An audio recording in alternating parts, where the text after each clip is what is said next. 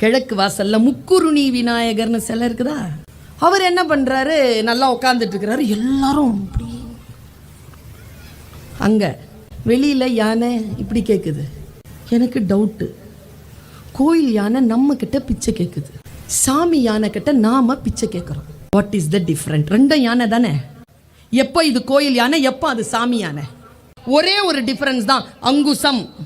யானைனா மதம் பிடிக்கும், மதம் பிடிக்கணும், அதை அடக்கிறதுக்கு அங்குசம்னு ஒன்று இருக்கணும்.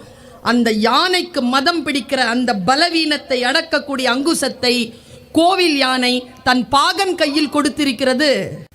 விநாயக யானையை ரொம்ப நல்லா டைட் க்ளோஸ்அப்ல பாருங்க, அவர் தான் கையிலே வச்சிருப்பார். அதை எவன் ஒருவன் தன் பலவீனத்தை அடக்கக்கூடிய ஆயுதத்தை அடுத்தவர்கள் கையில் கொடுக்கிறானோ அவன் பிச்சை எடுப்பான்.